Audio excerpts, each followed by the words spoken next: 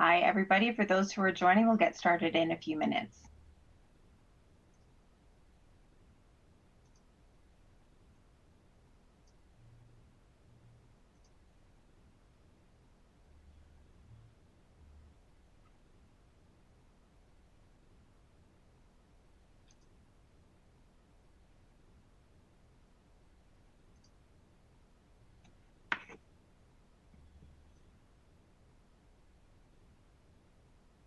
Nice to see some folks coming online. While we've got a couple of minutes before we start this session, please feel free to drop a note in the chat as to why you're interested in this conversation today.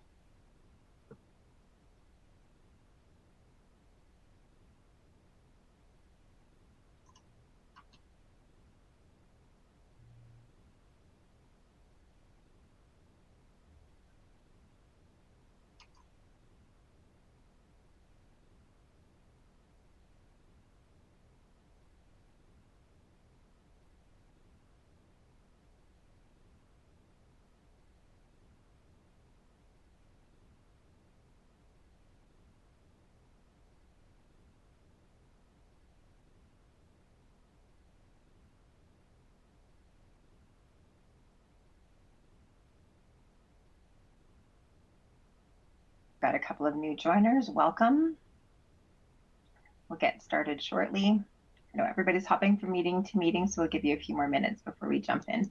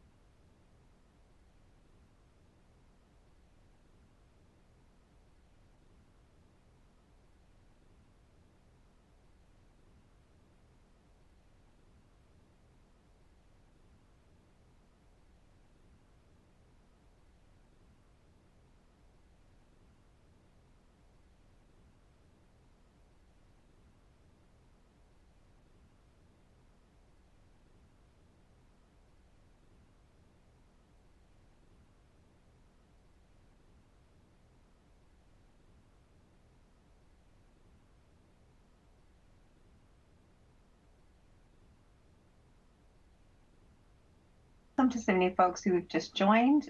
We'll give everybody a couple of minutes so we can start right at 10:30.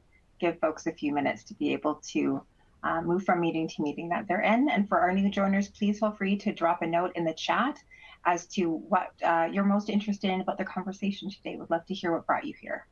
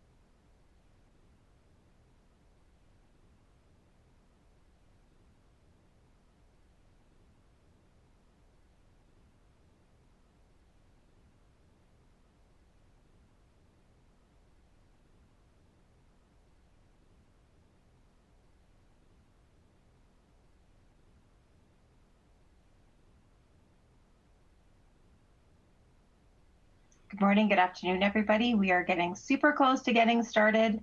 Get yourself situated. We'll walk you through the platform in a little bit. And if you have a moment, please feel free to use that chat, the attendee chat on the right-hand side of your screen, to let us know what you're most interested in hearing about our conversation today.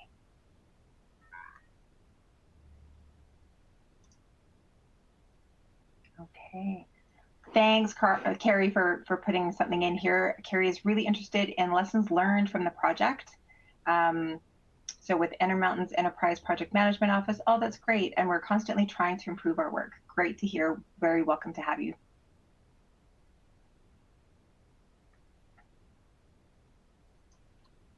Okay, so we're right at the bottom of the hour. Everybody ready to get started?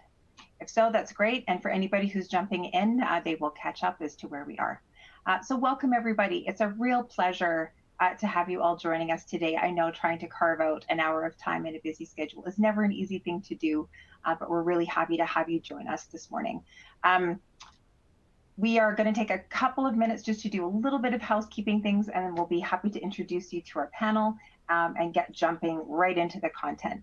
So if you are new to the On24 platform, it's a little bit of a choose your own adventure experience, meaning you'll be able to see the presenters and the slides at the top of your screen. And on the right-hand side, you'll have the ability to do some chat as well as book a call with us or join the conversation within the chat.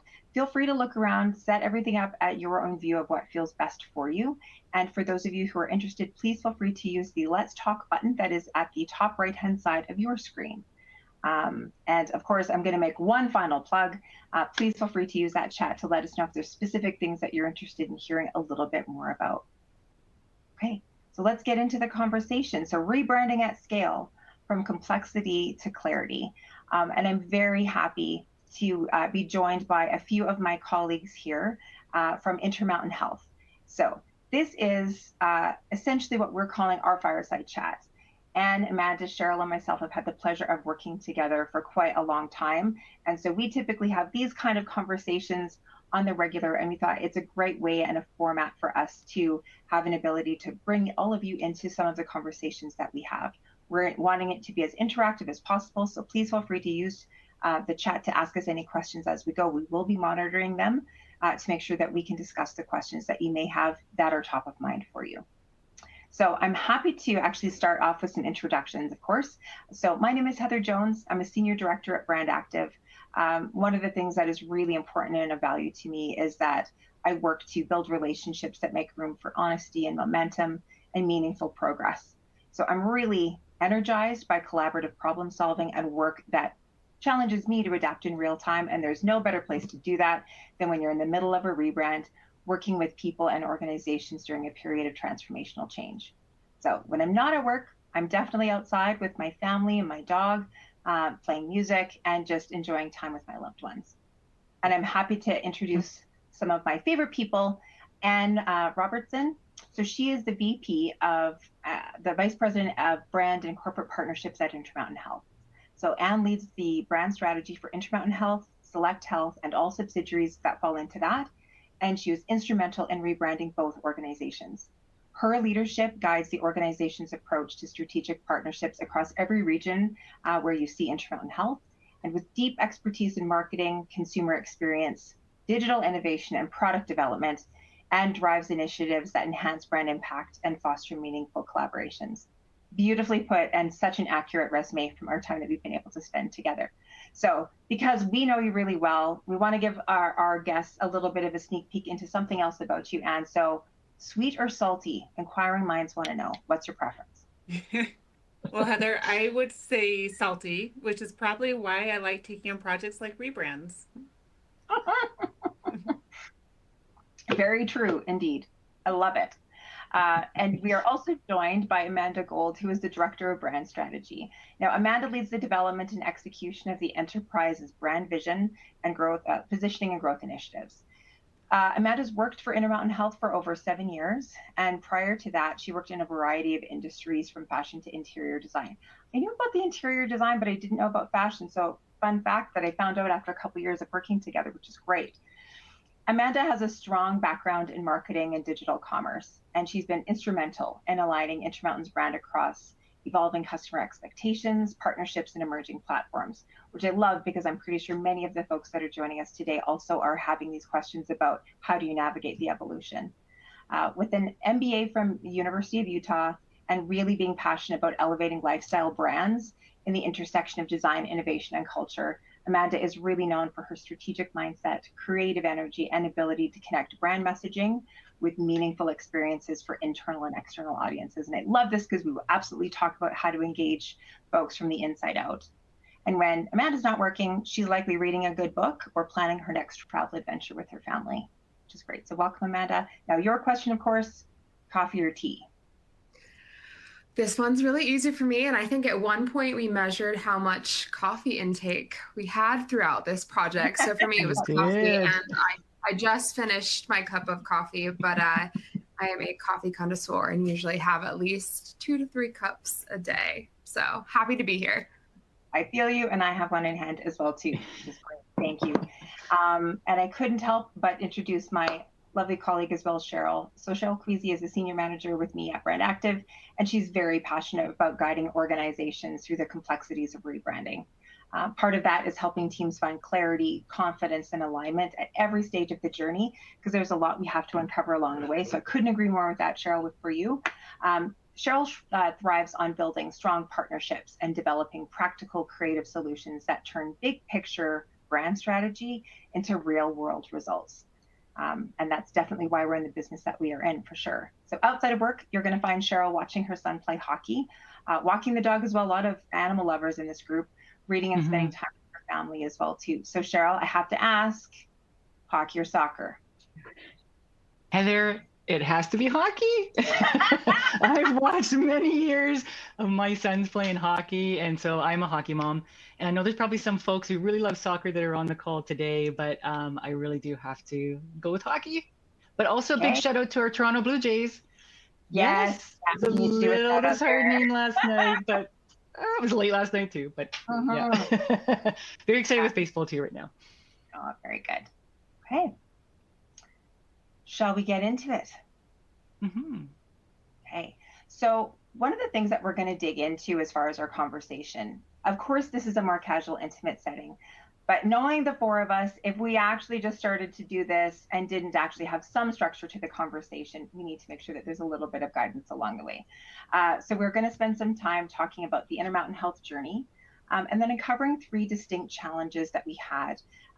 One being inspiring engagement, how to tackle complexity, and elevating the patient experience. And for those of you who aren't in healthcare, this definitely applies to consumers that you have or clients that you might have. So these are typically themes that we see that occur in any industry that we work with.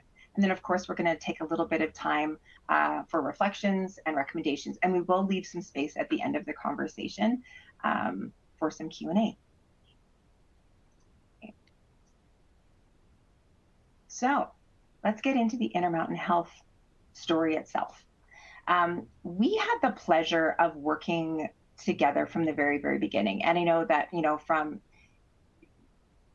the Intermountain Health summary, if you will, like somebody goes, well, like, tell us a little bit about you. Nonprofit integrated health system.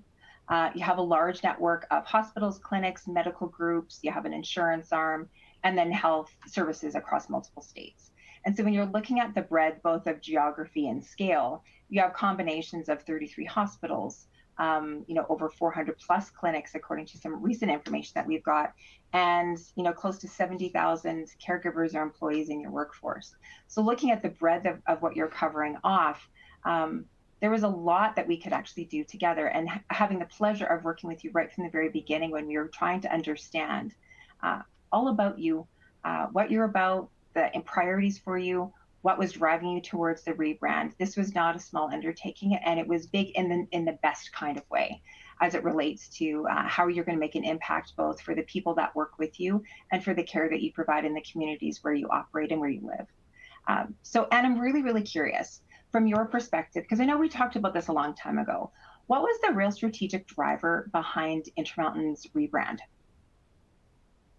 Yeah, Heather, we actually started looking at the decision to rebrand before COVID. And hospitals have higher net promoter scores than Disneyland, than your favorite brands out there. And that's because where lives are saved, it's where babies are born. But health systems have really low net promoter scores. And it's because you think so highly of the physicians and the nurses and the care teams who provide that care. But as a whole organization, when you think of your health system in totality, they don't have that warmth and compassion that you feel in those most intimate care settings. And we realized that through doing deep consumer research, that we really needed to have a brand that was as warm and as compassionate as the product or the care that was provided. And so as we started that journey, we had to pause a lot of that consumer research during COVID. So we didn't make the final decision until after COVID. Yeah. But that was really the strategic force. Was we had a product, and I shouldn't call our physicians and nurses a product, but that care experience, that was in total disalignment with the brand perception of our organization across all of our care sites.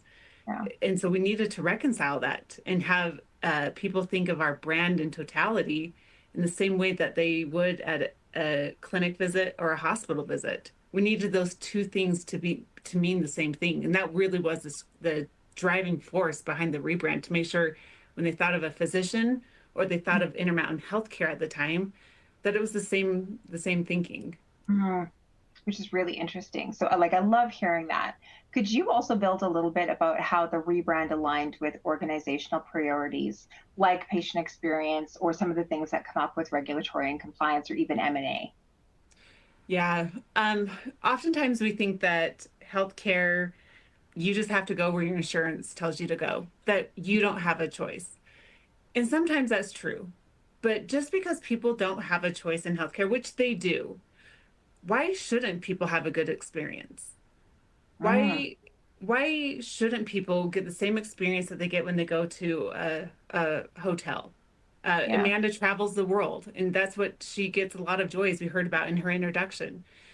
So why do we compromise the patient experience, irrespective of choice? And so that really did fuel a lot of the decisions. Once we made the decision to rebrand, it fueled how we were going to rebrand through simplification, through prioritizing the patient and consumer experience, and how we implemented the rebrand. And it drove a lot of the choices that we'll talk about as we talk about the choices we made throughout this rebrand. The really hard choices we had to make was all coming back to what is best for the consumer, which included the patient and the employee for Intermountain. Yeah, sort of when you look at that employee value proposition and people selecting where they work, which is fantastic. So, I mean, this is not a surprise to you. You and Amanda have both been living and breathing this world for so long. And in our environment at BrandActive, we do see that companies often approach rebrands from a lot of different positions. So I'm curious from your perspective, what did you have in place to make the decision to move to the rebrand? Well, Heather, to your point, I think companies can approach it from really two positions, a position of strength or weakness. And at Intermountain's point, when we decided to rebrand, it was from a position of strength. Intermountain had a legacy of strengths, and so we decided to pull those forward. We weren't coming from a position of weakness where we had to change a lot of that. So we pulled those core strengths forward. We were also coming from a place of recent acquisitions, a merger. So we were not only coming forward from core strengths that we're pulling forward, but also bringing together a lot of brands. So not only companies that we had acquired, companies that we had merged from, but also legacy brands that we had never fully brought together into one parent brand. So across Intermountain, we had more than 7,000 discrete logos. So for every one logo, you can imagine how many variations of logos. I think our brand team had calculated 24,000 variations of logos. We went from 7,000 discrete logos to one logo, and then we added a children's logo because that was core to our business to really bring together that sense of identity. You brought up the employee value proposition. Imagine what that did for an organization to bring that many logos together, that many identities together under one identity. That does a lot for culture, and we brought that together first internally and then presented that externally to the public, and we built one brand so that it really simplified the consumer journey to have one brand that everyone could rally behind. And let me tell you, that saves a lot on the marketing teams to only have to market one brand versus 7,000 different logos out there. Yeah, Amanda's laughing. I can see your smile, distilling it down into something that's a little bit easier to use, which is great. I love seeing that come together. So I know that when we first started engaging and chatting about as well too, you leveraged a lot of partners sort of at the beginning stages and at various points in time throughout the dialogue and conversation. We saw something that was really intriguing to us, and I was curious about how did you start the process on engaging partners, and what was that trigger point for you to go, yeah, we need to call in friends to help us do what we're needing to do? Oh yeah, we had vendors and partners throughout the project. Of course, we started with the creative side, working on our visual and verbal identity, and created a beautiful visual brand that really delivered on the strategic and creative strategy of what we were trying to do with this brand, to bring the warmth and that human connection that people felt in that care setting. And there was this moment for me where I realized, oh my gosh, we have to go implement this brand. I've been so worried about getting the brand approved and getting the financials approved. And I remember thinking, how do we implement this? And Tony, I saw your comment in the chat, and there was that moment where I thought, how do we implement this? And I turned to one of our creative partners thinking, we're a team of 4. We have a brand team of 4. How do we go implement this across all these states that you see here, across all these hospitals? I see physician parking signs with our brand on it.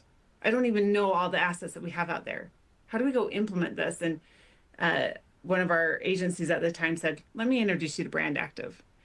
And I remember that, ironically, that sense of calmness when we met with BrandActive, and they made us realize all the things we weren't worried about, but somehow them telling us all the things we hadn't even thought of yet made me feel calm, because they were making us worry about things that we weren't worried about, but I knew that they were going to help us because it's so complex, so massive.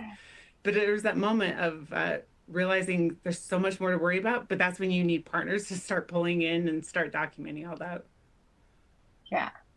We'll get in and do the stuff that you might not have the horsepower to do internally or even know where to look. So yeah, I'm glad that came out really early in our partnership together.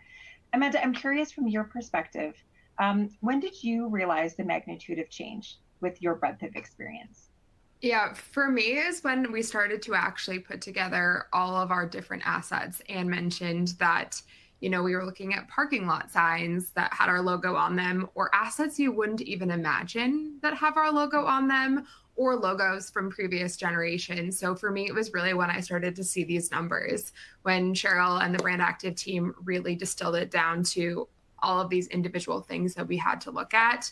And we come from an organization with almost 70,000 people. And one of our biggest projects, as I'm sure a lot of you on this call have some form of this, was our identification badges. And I think for me, once I realized that every single employee that we have in our organization represents the brand with that badge, I think that was my turning point of there's a lot of different things that we have to do. And we have to figure out who those right people are to get in the room to have those conversations, which, Cheryl, if it wasn't for you and our internal project management team too, I think I definitely would have been very lost on how to start all of those assets transitions. And Amanda, did you even think that we would find like just about 18,000 different unique branded assets across the organization? It was great. Yeah. So we spent about the first 3 months together, just working through detailed planning, looking to how we can address all of these different items. And again, what we see on the screen here is just a few of what we have uncovered and what we had to work through. And we put plans together. We made sure we talked about different areas and how we were going to approach it and what that looks like. And we went at a pace that you wanted to go at too for timing. So what would make most sense to roll things out and what would work best in the marketplace. But with all those items, like you talked about, the 68,000 folks we had to reprint ID badges for, right? What would your recommendations to people that are on the call today who may be rebranding at this higher scale, this more complexity scale that you have right now? Yeah, what would be some recommendations? Yeah, it was really figuring out who the right decision makers were for some of these assets. Anne mentioned we're a small team and we cannot solve everything by ourselves. And for us, it was really figuring out who is your ultimate decision maker for how a fleet vehicle, so a car, shows up at a hospital, or how do our applications and our systems show up to our consumers? And it was making sure we got those right people. Sometimes we did not get them correct at the very beginning, and we had to go back and say, okay, you're not actually responsible for this. Let's figure out who that person was. And to your point, we needed to also make sure that we were doing things in a correct timeline. A lot of you on this call deal with a lot of different systems, and sometimes those systems are very complex, or they're third-party systems that, you know, your internal teams are not touching. So it was also making sure we had those correct contacts. And then a bigger thing is, once you got that decision maker in the room, is making sure they were actively engaged. If you didn't have an actively engaged decision maker, it did make things challenging for us. We wanted them to feel like they were a part of this brand evolution, and it wasn't just us telling them that they had to change something, but they felt like they had a seat at the table. And I think that's how we really brought this brand along for our organization, is without them feeling like they weren't a part of it, they might not have cared as much. So really correct people in the room and making sure they really felt engaged as we moved along in this process was super important for us. And we couldn't have done that without, you know, identifying who those people were and all the stakeholder interviews that the BrandActive team really helped us with as well. Yeah. And we even reiterated as we built our work group members too. We reiterated and like you said, we shifted and moved people and gathered more people. So the work groups actually evolved and changed over time too, as we found and identified those folks. Yep. Yeah. It's been so long since we did that first part. It's sort of seeing these numbers come back has been really interesting reflection to go look at what we had to uncover to unearth where we are now with you folks together, which is really wonderful reflection to take a peek back at. Amanda, what you just highlighted is actually a fantastic segue into the first challenge. When we start to really dig into what you actually think about how to engage from the inside out. So you talked about decision makers, and I think that is definitely huge. And of course, if I could say this again, you'll find that it was a huge undertaking. And one of the things we really appreciated in our partnership with you is you didn't underestimate that there was going to be a lot of lift. We observed that you had engaged leadership support, and you were mobilizing thousands of employees to live that new brand across region and entities. So when we're thinking about things like prioritizing stakeholder engagement and communications, when we've talked about a little bit of that, how did you tackle it up front on how you were going to prioritize? You mentioned a little bit around decision makers, but how did you get started undertaking it and engaging folks right off the hop? And maybe that's a question for Amanda or Anne, either one of you. I'm happy to jump in here. A couple things we did is before we even shared the logo, which is the bright, shiny object that people want to see, we first started by letting our internal teams know we were going to rebrand. So we started socializing that concept and started doing inventorying well before we announced the rebrand. And we started forming work streams before that. So we started getting people on board with this. We also, in parallel to that, started sharing the logo itself with our leadership teams. We did more than 80 presentations with our own leadership teams. That got buy-in. So that, because logos, they're personal, they're emotional, there's going to be a reaction, and you don't want things to take away from the momentum that you're building. So we had work streams moving, we had leadership buy-in moving in parallel, so that when we announced the new brand, we were already steps ahead. With those work streams, and Amanda and our internal enterprise project management office had already put those into motion. And in addition to that, we were still going through our merger and our integration there, and we hadn't done a full integration. So we had systems that were not already aligned.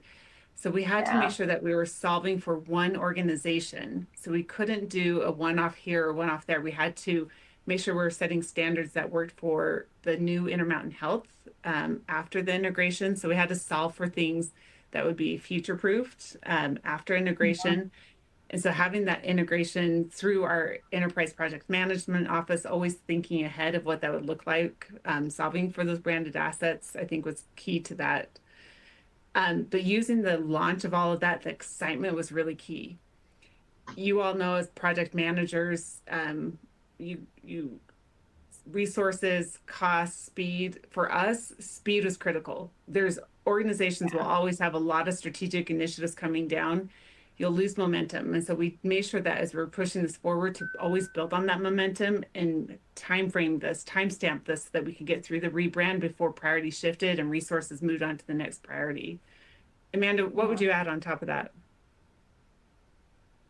Yeah, I feel like for us too, it was, like you said, really making sure that people felt connected to the project before we launched it. And those presentations, I think, were really critical for that. And like you said, the logo is that bright, shiny object. But once we started to hear feedback from people about how us changing the logo and the brand impacted people's work, I think we started to really understand the magnitude of what that looked like.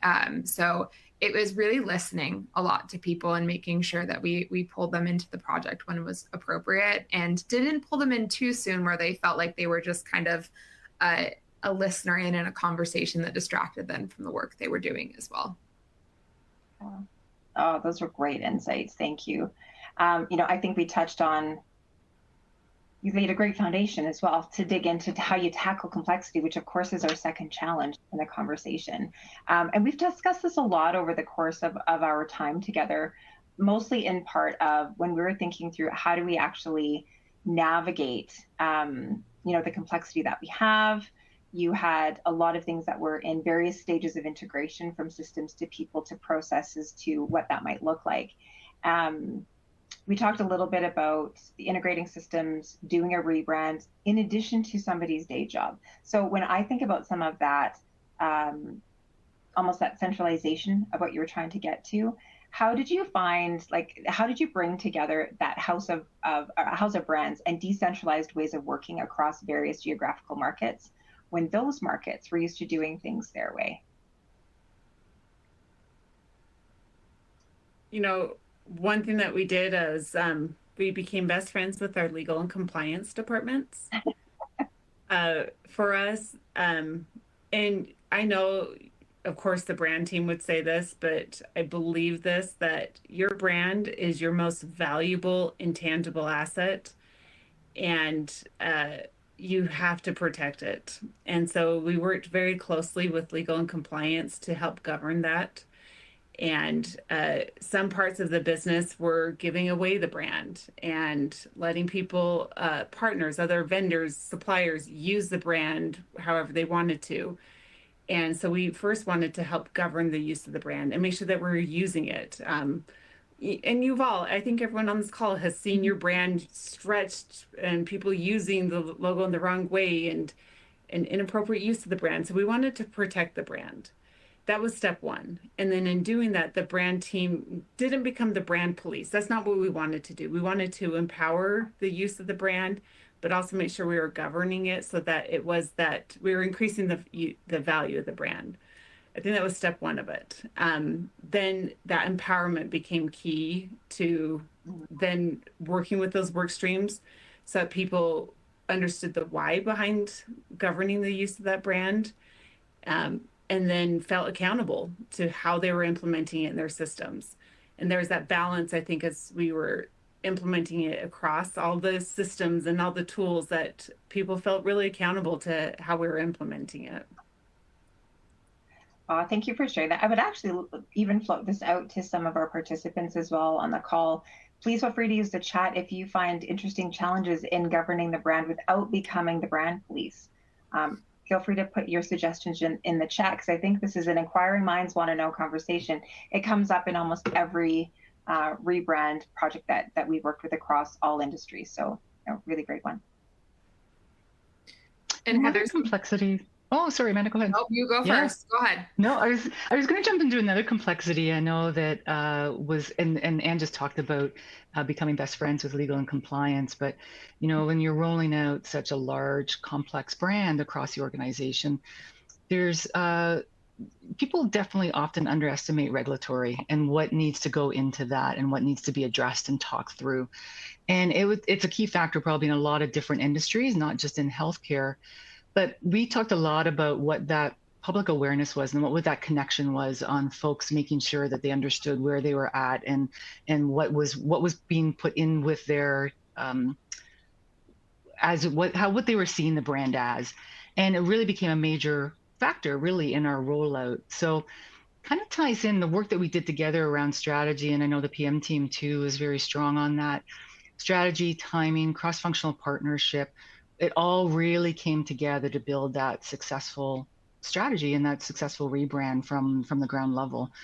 And I'm sure there's folks here that today are struggling with regulatory considerations too. What worked well for you, like in aligning those regulatory rules? And I know there's a lot of work that went into it, so we were very cognizant of overwhelming the teams, but what did you feel worked well for you on the regulatory perspective?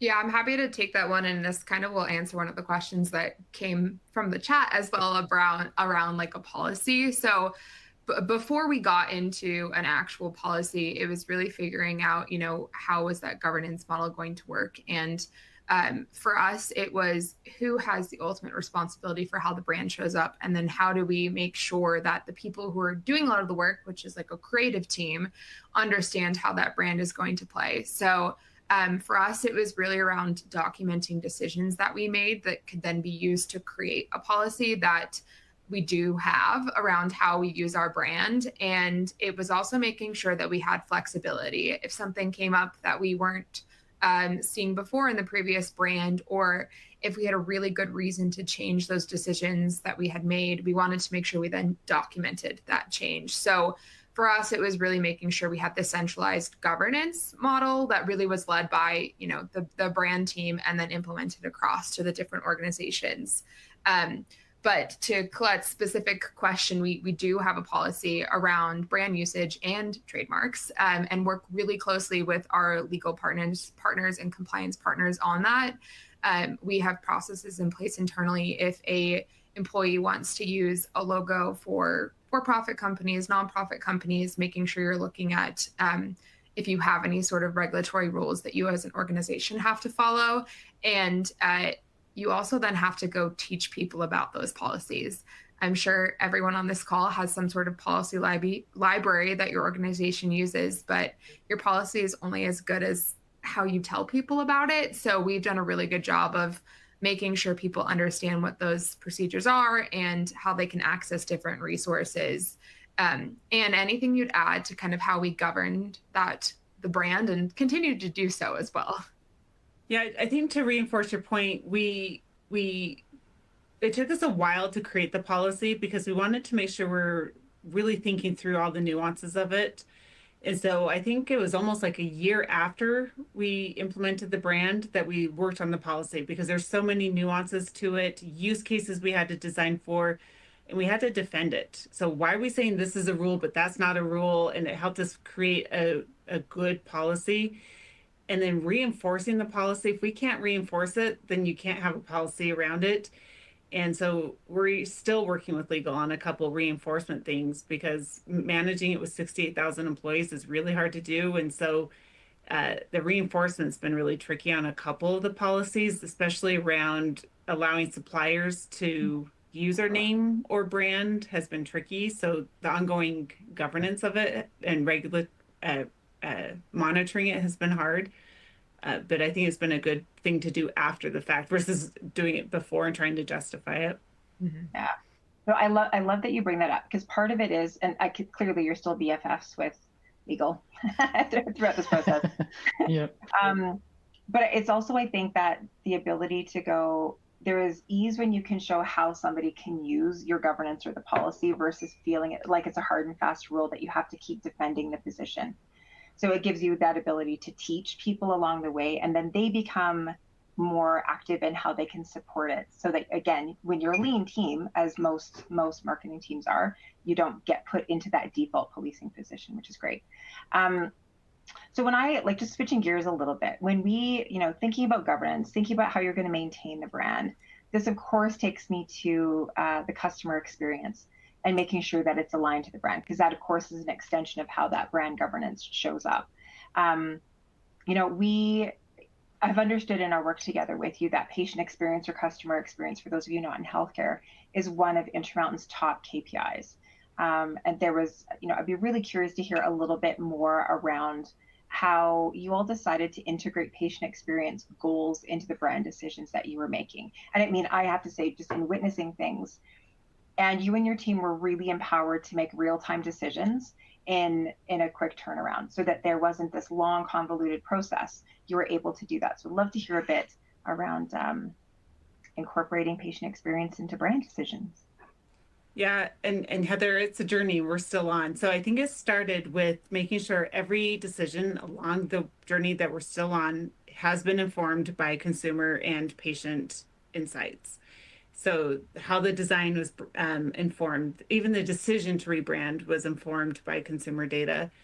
And the journey that we're on now is, and I know we have people inside healthcare on this call and people outside of healthcare, but I think we can all connect with the experience of showing up at a clinic or hospital and being overwhelmed with papers on the wall. and it's because our nurses and the people checking you in at a clinic are so overwhelmed with work processes that they feel that a sign has to do the job because they have other jobs that they're trying to get done. And that creates a really bad experience. And so throughout this journey, we have been empowered to simplify the consumer journey, the patient journey. How can the brand continue to improve that experience? And so the next thing that we're looking at is, as we continue to implement the brand even further into our facilities, now that we're on the inside of our facilities, how can we continue to simplify? So we're working on wayfinding now in our facilities. And that includes not just wayfinding in a very simple way of helping people get to their next visit, but how can that experience of going down a hall be even better through sensory and the travel to cleaning up all the clutter. So when you go to check-in desk, you're not reading literally dozens of signs that tell you to do one thing or tell you to do this other thing, but make the process of checking in, of greeting you into a space feel more warm, just like the brand that we've tried to design. And we've been empowered to improve that in our physical experiences. Because again, just like I said at the beginning, we're trying to create a brand that is warm as the nurse who greets you into that office visit. And papers on all over the place don't do that. And so that's what we've been accountable for, and that therefore makes the decision process to do that very easy for us to own. You know, I really like where you're going with it. One of the things that I found so impactful in our journey of working together is when we had the opportunity to do a patient experience workshop together, where we actually wanted to uncover that end-to-end experience of what the patient has. That was sort of like prior to getting onto the property. So walking the digital walls and the physical halls to actually get a feel and putting ourselves in the lens of being a patient or a plus one, so somebody coming on site. What I loved about what we were seeing is that we saw those branded touch points everywhere. So often we see rebrands focusing on your external signage, your web and digital, all of which are completely necessary and needed. But then we started to peel the onion a little bit of what happens inside. It's like, there's a lot to do, from your right and with wayfinding to thinking through the branded environments and all of those touch points where that brand lives and breathes, even so much of cleaning up the clutter so that they do feel that warmth of the experience. And I'm sure that would apply to any type of industry that you're in, where you're engaging with a customer or a client, just ensuring that you're thinking through all of those touch points. I'm specifically curious about, how did you go about managing the expectations for when patients see the old and the new brand during that transition? Because as we know, you get into autopilot. You know where your cardiologist is, you know who you need to go visit, and all of a sudden something looks a little bit different. Would love to get your take on that, both you and Amanda. Would love to hear both of your perspectives there. Yeah, and I can jump in first on that one. So we, again, going back to our compliance and regulatory teams, worked really closely with them, specifically on that part, to make sure that patients, our consumers, when they walked in the door, understood that we were still the same company. Our logo might be different. If you were in our Colorado market where we merged with, you might see a different logo than you're used to. And we really wanted to make sure our frontline staff had talking points that could really help our consumers understand that experience wasn't necessarily changing. It was just our brand, and we wanted to make that better for them. So they had talking points that we helped create. We also had, which we don't recommend putting paper signs up all the time, but for this, it was necessary. But we had some nicer paper signs up that basically said something along the lines of, you know, you may see X, Y, and Z brand, but we were all the same company. Your care is not going to change. How you access your provider is not going to change, but we are working together to build this new brand for them to see. So that was one piece of it, is making sure that our staff on site actually had the resources that they needed. But something else we noticed as we were kind of walking through the walls and did that patient experience too, Heather, was sometimes we had really confusing messages for our patients. So Anne talked about simplification and making sure we were doing that. And we oftentimes saw signs that said no cell phones when you were in a lobby, you know, in a waiting room. And then right next to it was a sign that said, you know, scan this QR code to check in for your appointment, or scan this QR code to learn XYZ. And so we realized we had a lot to do as an organization to make sure the experience that we were giving to our consumers was really simple and weren't contradictory to each other. And that's something we're really working through currently too, and making sure we get that right as we move into the internal space. And what would you add to that too? Yeah, you know, and we can't do this in isolation. The brand team can't come into a clinic and say, okay, you can't have signs here. The compliance team can't come in saying, you need to have the sign here. Because the reason that those signs exist is because that clinic team might be overwhelmed. And together we have to solve all of this to improve the consumer experience. So we have to go in and say, clinic team, why do you feel like you need to have signs up? What is it about your workflow that is, you know, requiring you to put up signs? How can the workflow improve? So we have to partner with our clinical teams, our operational teams together to solve the consumer experience. So the brand becomes a driving force of change, but we can't solve it in isolation. And I think that's the exciting part of rebrands, is that it forces all of us to work together as an organization to make things better for consumer. And that's been a big lesson learned for this rebrand, is that it's really helped peel things back and show the opportunity, and how brand, just like how a brand is not just a logo, a brand team does not exist in isolation. We are across the organization. And that has been, I think, one of the best things about this rebrand, is that this organization sees how this small team is working with everyone to help improve the consumer experience. Yeah, and you can see that reach across the organization, even the work that we did too. Yeah. And you mentioned the surveys that you had done too, and as through this journey, have you got any kind of surprising patient feedback back? What have you heard from your patients and since? Well, from a brand awareness perspective, what I've found most impressive is that even in the new markets where Intermountain Health had not existed, our brand awareness has exceeded national benchmarks. And I think that's a testament to having one brand versus many different brands. The systems that we had merged with had been marketing individual brands. So I think that just shows that when you have one brand, that helps you grow brand awareness that exceeds national benchmarks.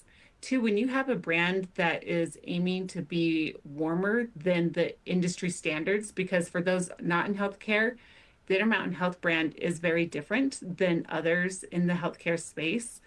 It is unexpected, and not just to be in white noise. There's strategy behind it. It is standing out. And so there's lots of surveys we do, but the brand awareness and brand preference scores we're seeing, and also maintaining in our current space, we didn't see a dip with people saying that's too unfamiliar for us. I think that's a good winning strategy for us. Wow, that was fantastic. Yeah, Well, great. it's actually a really great segue. Before we get into some of our reflections, there was a really wonderful question that came through from Allison. She's going through a brand migration right now at Amplify Health. And oh, great. I'm so happy to hear that we're speaking your lingo, Allison. That's great. Your question was around consumer insights. So have you put out brand tracker surveys for consumers and patients to understand how the brand is landing, which I think we kind of tied in a little bit there. And have you adjusted your plans at any point based on consumer data or sentiment? So we did that before the rebrand. Before the rebrand, we did quite a bit of studies in our current markets, in our prospective markets, and then even in markets surrounding those areas, wanting to understand consumer attitudes and behaviors toward health companies. And that included health companies and insurance companies, given the directability that comes from insurance companies. And then since then, we do quarterly insight studies. That hasn't shaped our brand strategy, but it does shape our brand marketing approach. And so Amanda has a counterpart who does our brand marketing approach and how we adapt the ways that we talk about our brand. But it doesn't shape the brand strategy approach itself. Oh, that's great. And thank you. I do see some other questions coming in the chat, which we'll get to in a second. But before we do, like I feel I'm a little bit in awe of what we've been able to accomplish together as your partner and just seeing how far you've come. And I think you touched on this beautifully around, you took some bold moves with a beautiful, bold color palette that you don't often see in healthcare. So of course, this gets into our conversation a bit around some of our reflections from our discussion. We've tackled a lot when we're thinking about complexity to engaging your employees or people from the inside out, and how do you actually think about the customer journey itself. I'm going to throw this out to all three of you. What is one reflection and one recommendation you have that you would like to share with the group from our experience to date? And maybe, Anne, I'll start with you. Heather, do you mean about the project itself? Yeah. I think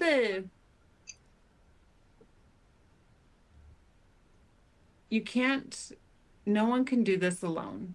Mm-hmm. And as a brand team, we needed partners within the organization.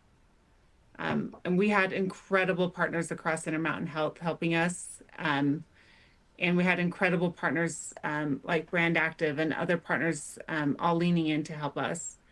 And we all shared that vision for what we were going to do. And so that partnership and that alignment on what we're going to do was critical for this to be success.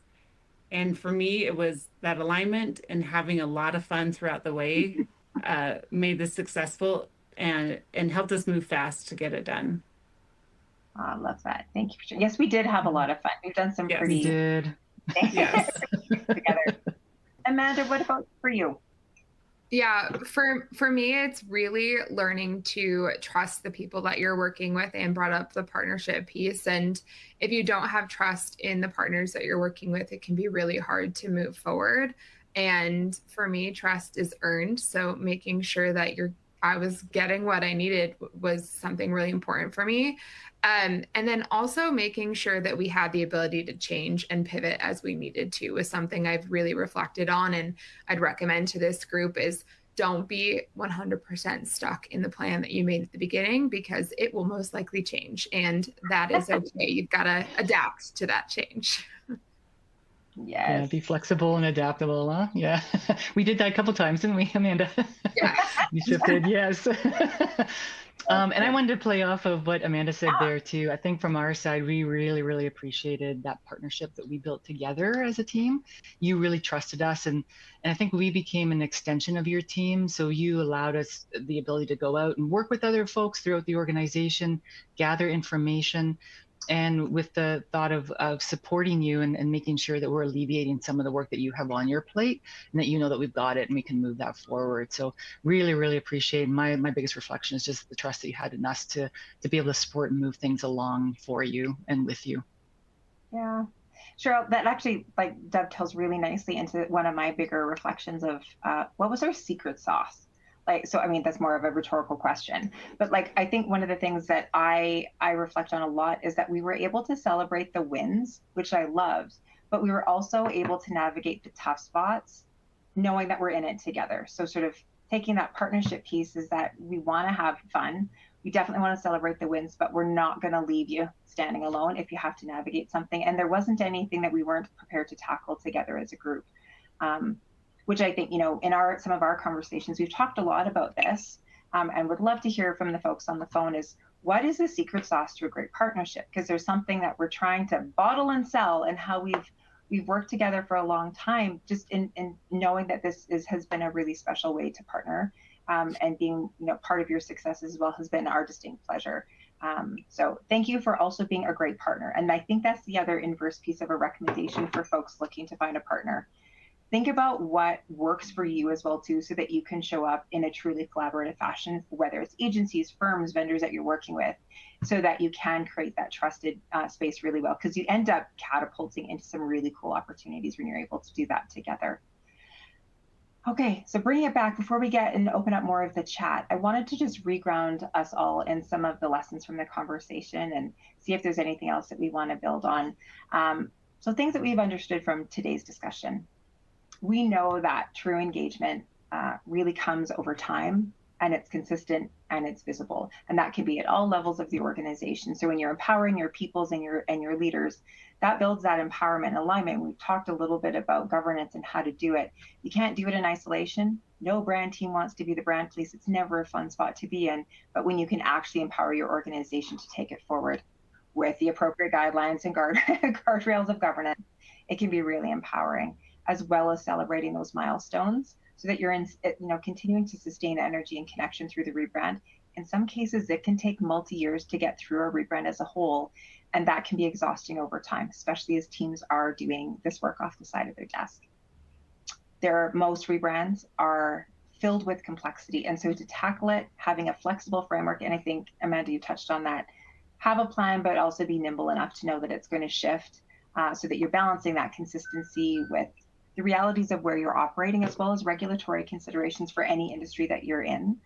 That collaboration with brand and legal and operational teams really ensures that there's compliance momentum. I think we've seen in some cases where if you're not all on the same page, you can get caught in a regulatory crosshairs and you have to stop what you're doing, which you lose some of that momentum internally and externally as well. And that a lot of it, what we see with our partnerships together, is that having a partner that can ease the burden of complexity can happen through that trusted partnership. And lastly, of course, when we're getting into elevating a consumer experience, that experience that your patient, your consumer, your client, whomever that is the truest, authentic expression of your brand, how they experience it, how they speak about it, and how they socialize it with their peers. Aligning brand and experience creates for clarity and that cohesion of trust across the board. And that there's also ways of actually understanding the patient journey and connecting that experience to the rebrand. And one of the things that I think I took away from elevating that experience is sometimes you need to phone a friend to be able to help you see and understand maybe what you're too close to. And so having a third party help you navigate it brings those no cell phone QR code items to life in real time when you get a chance to walk the walls and walk the halls. Before we turn it over, any other reflections from yourselves, Anne and Amanda? I think you covered it really well. I just, reiterating the partnership piece and making sure that you take the time for yourself during a rebrand too, I think is super important. Taking breaks. Good point. PTO, yes. It's very important Yes. if you're doing something like this. So reiterating that. Well said. Yeah, very well said. Good point. There was a question from Paul, and he was asking how we might articulate the difference between, the global articulate the difference between creating a branded experience versus slapping your logo everywhere. Great question. Paul, I love that question. Unfortunately, in healthcare, there are many examples of this. An example is we send out letters to patients who have not come in for their mammography screenings. And our team started to just rebrand the letters themselves. And the letters go like this. This is your third and final attempt. This is your third and final warning to come get your mammography. It sounds like we're going to take you to collections if you don't come get your mammography. It's terrifying. Now, as a brand who's trying to be much more warm and empathetic, that doesn't really come across very warm. And so as a brand team, we encouraged and oftentimes demanded that people even look at the letters we were sending out to think about that brand experience. So if we're not just adding a logo to things, here's our brand voice. Now go back through that letter and rewrite it so it doesn't sound like we're sending you to collections, that we actually want you to come in and prioritize your health. How would you rewrite that letter? And that's just a very tangible, specific example, but we looked at the whole branded journey and looked at those moments. to say, how would we do this if we were actually wanting someone to come in and take care of their health? How would we reframe it? How would we redesign the experience? And we've tackled about 10% of the overall patient experience, and we're still working through them. But that's the difference of slapping a logo on something versus being in the consumer's shoes and thinking about what they're going through. Even the phone calls when people get, just sticking on topic, when they get the call saying, you've had an irregular mammography scan, we want you to come in. Let's not have the frontline staff member call to say that news, because that could be really upsetting when 90% of women get that scan. Let's have the nurse call and say, this is really common.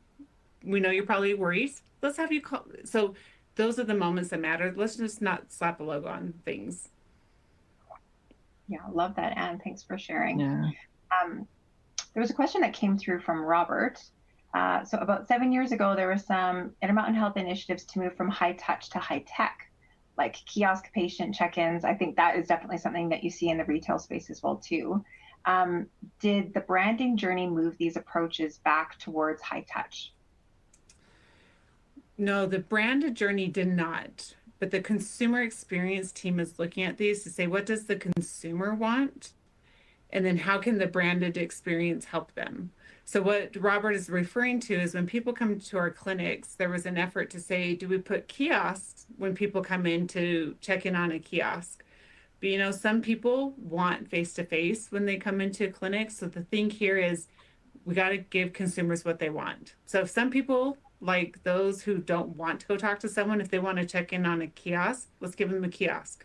If people want face-to-face, then let's have a face-to-face. Oh, by the way, some people just want to check in their car before they come in, so they're not touching any of that. Let's give them that option. And I think you'll continue to see healthcare and other industries change that whole experience of how they interact in a physical space. So Robert, I think we'll see more of those.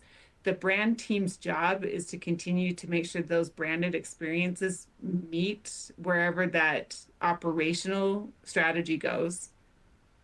Yeah, and I would just add to that too, that and when you're entering that physical space, sometimes you don't know what your next step is, regardless of how you want to interact with the technology or the person. So I think for us too, it's simplifying how we can make that decision really easy for someone if they are choosing to do self-check-in or if they're choosing to speak to a person. If you don't even know how to access those touch points, we're kind of losing our patient at the beginning there. Yeah. Amanda, I love that, because when you think about even the retail experience that you have, when you go into like an Apple store, as an example, you typically know what your experience is going to look like when you go in. But if they were to change it or whatever that might feel like, you want to ensure that you're having that branded experience that you come to trust and know. So very relevant across all industries, which is great. I think we have time for one more question. And there's one that came in from Laura, who was curious about what the timeline was for the rebrand from start to the phases that we're working through today. Amanda, I'll have you talk about the implementation timeline from the design to approval process. Once we got the design phase going to approval, that was about an 18-month process, given just where we were with the merger. To get the logos done, the board approval, finance approval, that was about an 18-month process for us on the healthcare side. And then Amanda on the implementation side. Yeah, I mean, I know you all started on some of this work before I joined the team, but for us, we really got into the meat of implementation in 2022, I believe. So we're in year 3 of implementation and still kind of moving through stuff. So it's not done, but we hope to be done soon. I think for us, we've even discovered, you saw on one of those slides that we had a previous iteration of a logo, and sometimes we still discover that logo in physical spaces or digital spaces. So hopefully the whole rebrand process is done soon, but I think it will always continue to find stuff we may have missed as well. Cheryl, does that timeline sound pretty accurate from your guys' perspective? Yeah, yes, definitely. Yeah, we did the planning session first and then moved into implementation. It was very structured between launch and what you were telling the external folks and the internal folks, and then moved into implementation. And we were wrapping up the bulk of it at the end of last year. So, but I know you're still finding things like you said. Yeah, Laura, Yeah.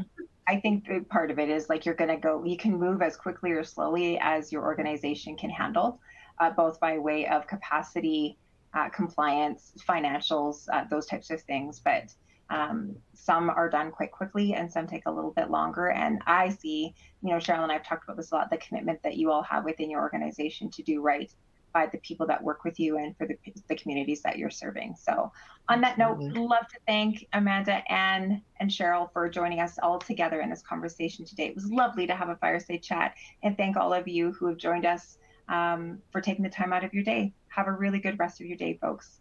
Take care. Thanks, everyone. Thank you. Bye. Bye.